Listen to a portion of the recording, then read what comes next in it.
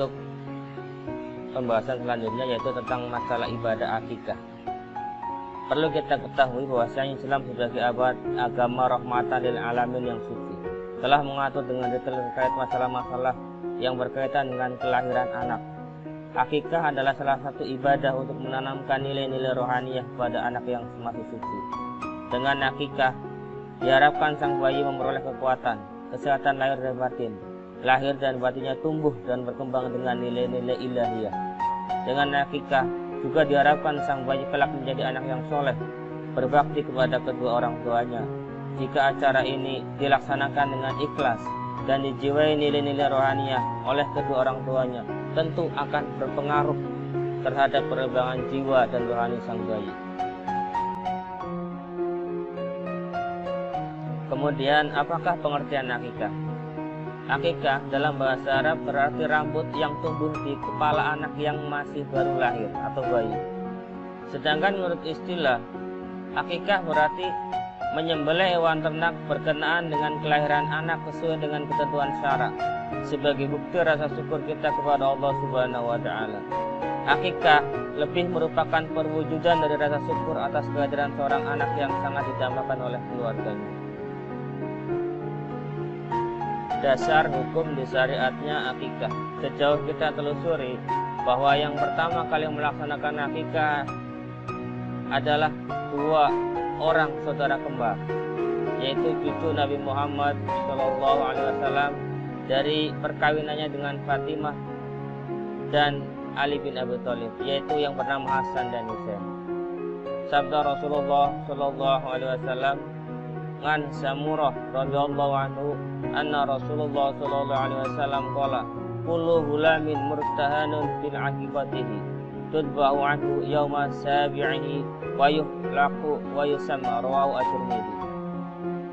Artinya, anak yang baru lahir masih tergade sampai disembelih baginya akikah pada hari yang ketujuh dari hari lahirnya, dan hari itu juga hendaklah dicukur rambutnya dan diberi nama.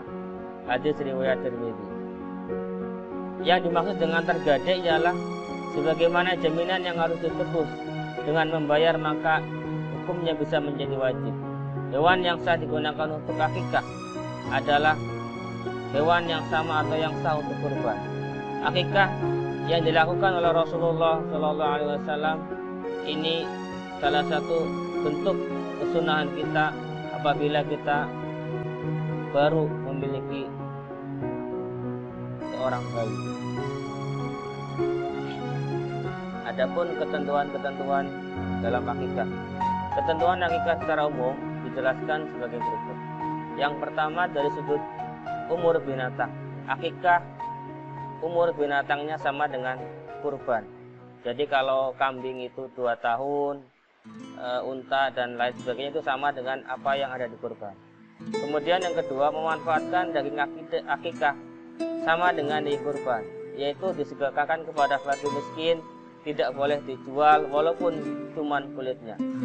Kemudian disunahkan daging kurban dimasak, berbeda dengan disuahkan ketika daging akikah itu dimasak, berbeda dengan kurban. Kalau kurban itu dalam keadaan mentah atau belum dimasak. Dan orang yang melaksanakan akikah boleh memakan dan menyimpan sedikit dari daging tersebut kecuali akikah karena nazar. Kalau akikah nazar itu tidak boleh dimakan. Kemudian ketentuan selanjutnya, waktu penyembelihan disunahkan dilangsungkan pada hari ke-7. Jika tidak, maka pada hari ke-14. Dan jika tidak memungkinkan, maka pada hari ke-21 dan seterusnya dari hari kelahiran. Dan jika masih tidak memungkinkan, maka pada kapan saja. Hal ini sebagaimana sabda Rasulullah, al-akikatu yutbahu anhu bisabin wala arba'a asrata wala ahada wala isrina.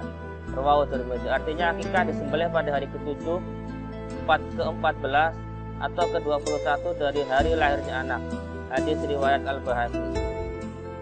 Namun demikian, hal yang paling afdal akikah dilaksanakan pada hari ke-7 dari kelahiran anak. Kemudian yang perlu kita ketahui, anak lelaki ketika di akikah itu jumlahnya itu 2 ekor kambing Kemudian kalau untuk perempuan itu adalah 1 ekor kambing. Hal ini sebagaimana hadis Rasulullah an Aisyah radhiyallahu anhu an Aisyah radhiyallahu anha anna Rasulullah sallallahu alaihi wasallam amarahum ayyu'aqa 'anil gulam satani mutafisani wa an jariyah 1. Artinya dari Aisyah radhiyallahu anha bahwasanya Rasulullah memerintahkan mereka agar berakikah 2 ekor kambing yang sepadan umur dan besarnya untuk bayi laki-laki dan 1 ekor kambing untuk bayi perempuan. Hadis riwayat At-Tirmidzi. Hal-hal yang disyariatkan terkait akikah. Disyariatkan yang pertama adalah memberi nama. Memberi nama yang baik. Jadi nama itu merupakan doa semoga anak tersebut sesuai dengan apa yang diharapkan oleh orang tuanya. Jadi ketika akikah itu kita disyariatkan untuk memberi nama yang baik pada hari ke-7.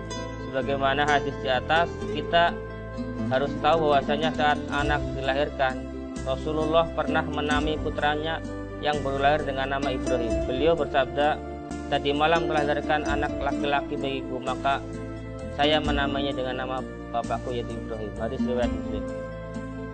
Kemudian syariat kita yang kedua ketika akikah adalah mencukur rambutnya atau menggundul rambutnya tanpa tersisa. Ada yang mencukur keseluruhan, ada yang mencukur sebagian. Berdasarkan hadis di atas, bukan sebagian saja, tapi ada yang mencukurnya secara keseluruhan. Kemudian setelah mencukurnya, kita sedekahkan perak seberat rambut yang digundul tadi. Ini berdasarkan hadis Rasulullah an Rabi'ah ibn Abi Abdurrahman an Muhammad bin Ali bin Husain annahu qala wa zanat Fatimatu bintu Rasulullah sya'ara Hasan wa Husain fatasaddaqat bizinatihi fiddah. Rawahu Malik wa Ahmad. Dari Rabi'ah bin Abdurrahman dari Muhammad bin Ali Husain bahwasanya dia berkata bahwasanya Fatimah binti Rasulullah SAW setelah melahirkan Hasan dan Husain mencukur rambut Hasan dan Husain, kemudian dia bersedekah dengan seberat perak timbangan rambutnya. Hadis riwayat Imam Malik dan Imam Ahmad. Itu yang disunahkan yang kedua. Jadi kita disunahkan mencukur rambutnya, kemudian ditimbang berapa beratnya, kemudian kita sedekahkan dengan nilai perak untuk harga itu. Kemudian yang ketiga yang disyariatkan adalah mentahniknya, yaitu mentahnik itu apa? Mengunyah kurma sampai lembut, lalu meletakkannya pada rongga mulut bagian atas si bayi seraya mengoles-olesnya.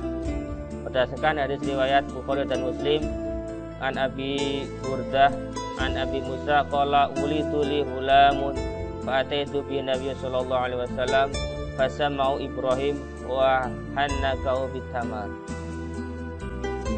Artinya aku melahirkan seorang anak laki-laki lalu aku bawa kepada Nabi, beliau menamainya dengan nama Ibrahim dan kemudian beliau mengunyahkan kurma untuknya.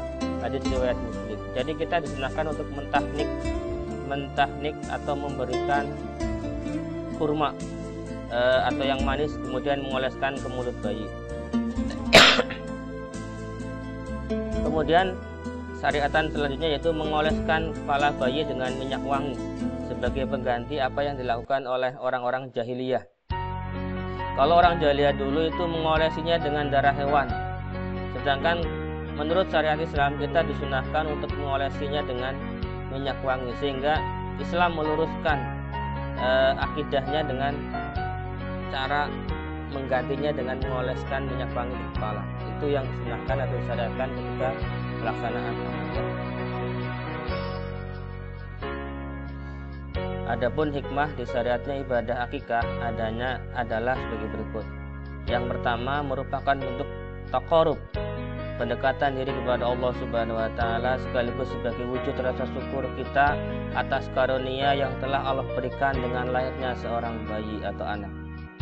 Kemudian hikmah yang kedua menambah kecintaan anak kepada orang tua, sehingga anak semakin cinta kepada orang tuanya. Kemudian yang ketiga mewujudkan hubungan yang baik sesama tetangga maupun saudara dengan ikut merasakan kegembiraan atas kelahiran seorang anak.